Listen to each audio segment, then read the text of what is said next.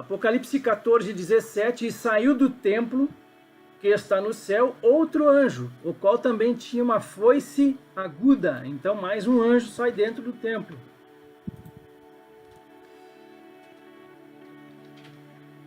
A vindima podemos associar então a batalha do Armagedon.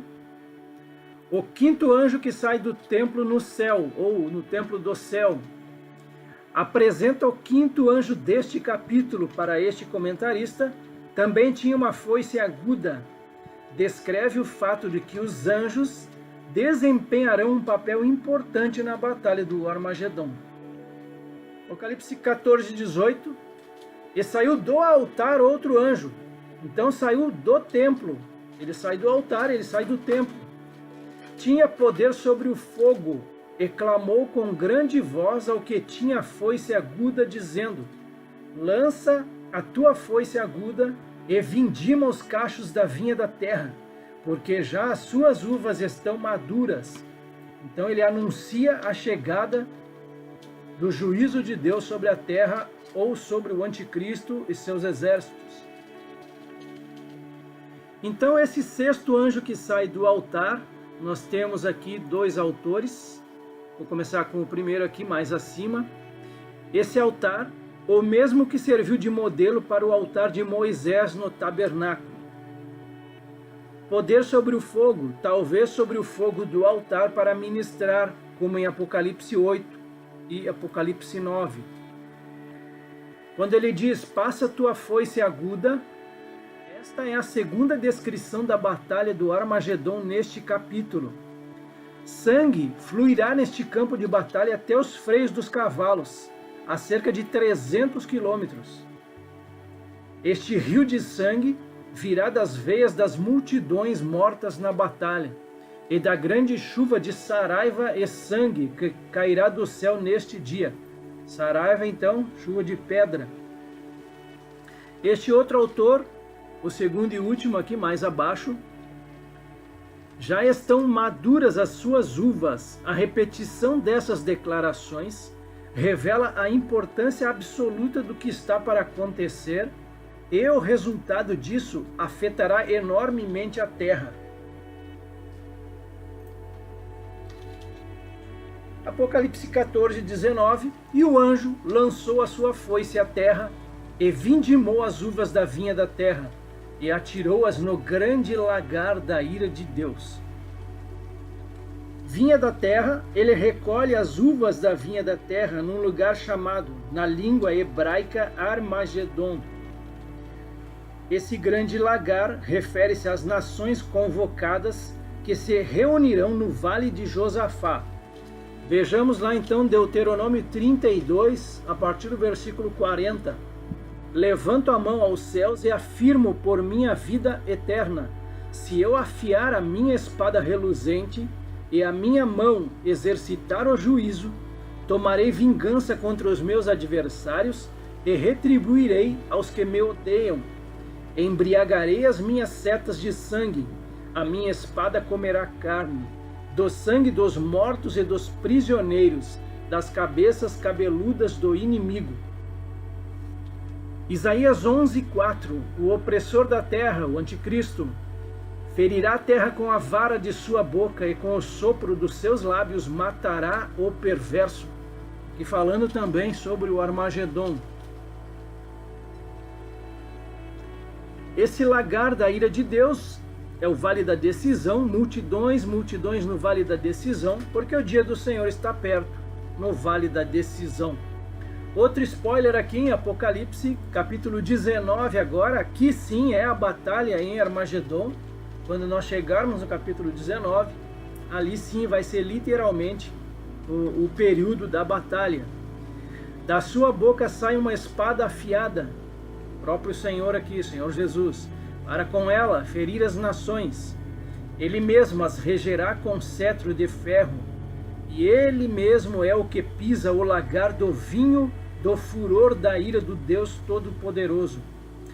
Os outros foram mortos com a espada que saía da boca daquele que estava montado no cavalo, e todas as aves se fartaram das suas carnes. E aí está o Vale de Armagedon, essa grande planície aqui. Essa foto ela é tirada em cima da cidade de Meguido. Vocês viram também durante os vídeos lá da Aline, que a antiga cidade de Meguido fica aqui, e logo à frente dela tem toda essa visão ampla aqui do Vale do Armagedon. Uma grande planície ali que corta de leste a oeste ali Israel.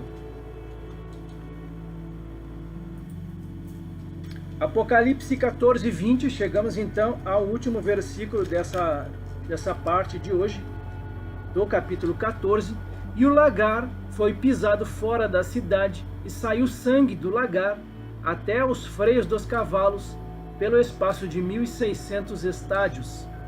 Pisado fora da cidade refere-se à batalha em si, chegando com ímpeto a Jerusalém, com a intenção de destruir completamente a cidade e matar os judeus. 1.600 estádios é uma distância de aproximadamente 280 quilômetros. Sem dúvida, o sangue se misturará com a água, em alguns lugares chegará até aproximadamente 1,80 m de altura. É possível que milhões serão mortos nessa batalha. Então vai ser um sacrifício fora da cidade. Isso aí é muito interessante. Os sacrifícios que eram feitos, eles eram queimados fora do acampamento, simbolizando a ira de Deus contra o pecado. A gente vê aqui em Hebreus 13, inclusive o próprio Senhor Jesus, ele foi sacrificado fora da cidade, fora de Jerusalém. Vejamos então Hebreus 13. Pois aqueles animais cujo sangue é trazido pelo sumo sacerdote para dentro do Santo dos Santos, como sacrifício pelo pecado, têm o corpo queimado fora do acampamento. Por isso, também Jesus, para santificar o povo pelo seu próprio sangue, sofreu fora da cidade. Aqui o Armagedon, a ira de Deus sobre as nações, Isaías 34, do versículo 5 ao 8. Porque a minha espada se embriagou nos céus. Eis que para exercer juízo ela desce sobre Edom e sobre o povo que destinei para a destruição. A espada do Senhor está cheia de sangue, engrossada da gordura e do sangue de cordeiros e de bodes, da gordura dos rins de carneiros, porque o Senhor fará um sacrifício em Bosra e grande matança na terra de Edom. Então esses dois locais aqui citados, eles estão na atual Jordânia hoje.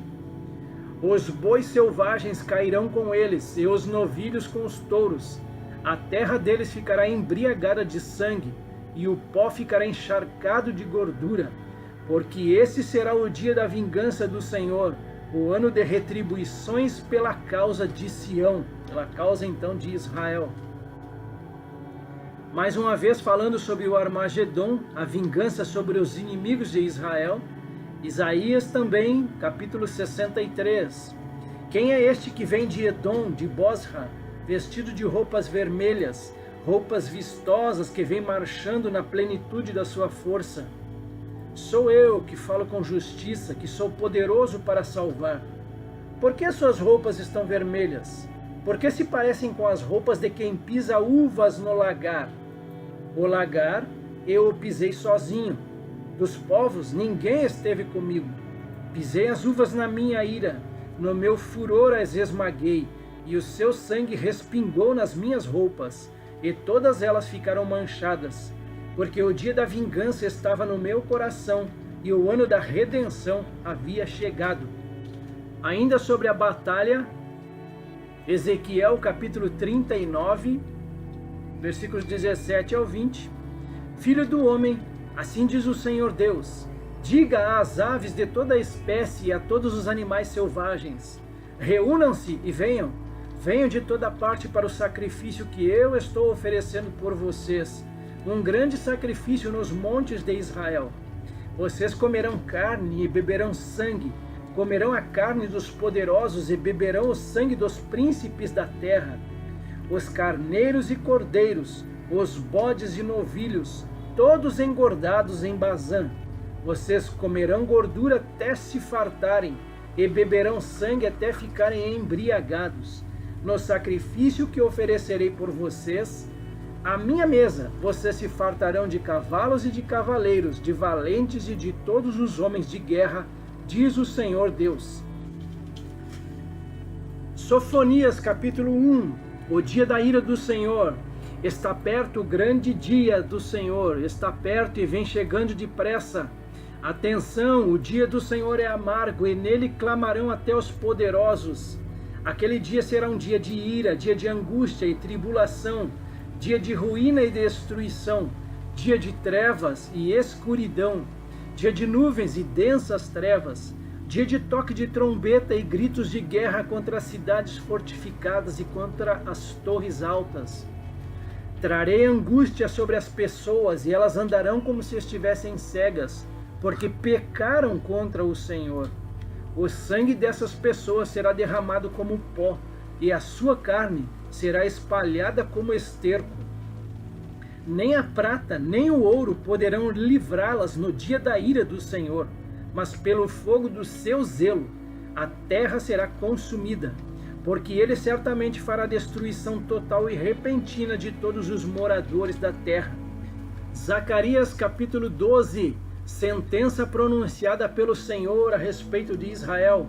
O Senhor que estendeu o céu, fundou a terra e formou o espírito do ser humano dentro dele diz: Eis que eu farei de Jerusalém um cálice de atordoamento para todos os povos vizinhos e também para Judá, durante o sítio contra Jerusalém. Naquele dia farei de Jerusalém uma pedra pesada para todos os povos. Todos os que tentarem erguê-la ficarão gravemente feridos, e todas as nações da terra se ajuntarão contra ela. Naquele dia, diz o Senhor, farei com que todos os cavalos fiquem espantados e os seus cavaleiros fiquem loucos. Manterei os meus olhos abertos sobre a casa de Judá, e farei com que todos os cavalos dos povos fiquem cegos.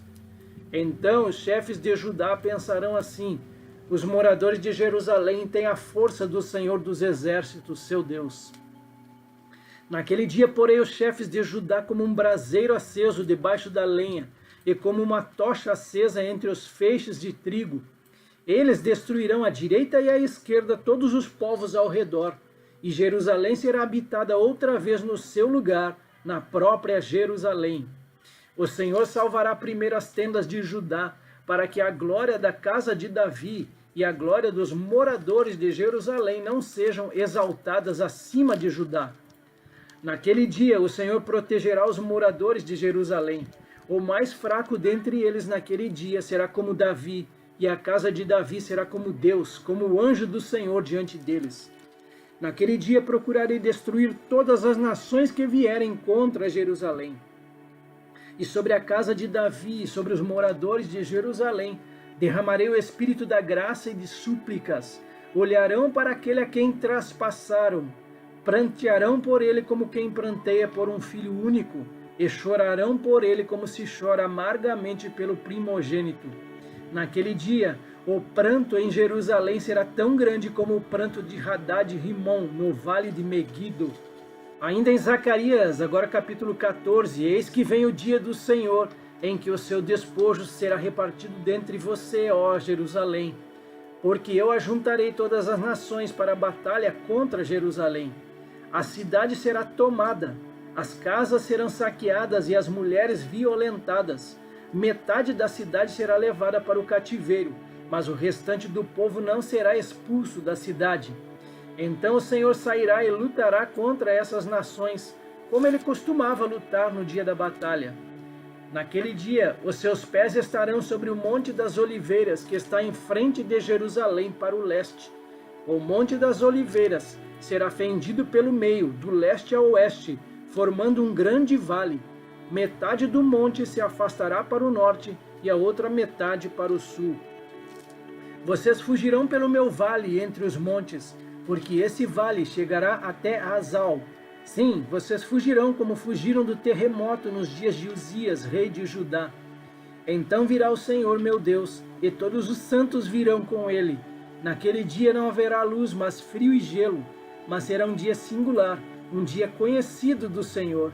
Não haverá separação entre dia e noite, pois mesmo depois de anoitecer, ainda será dia claro.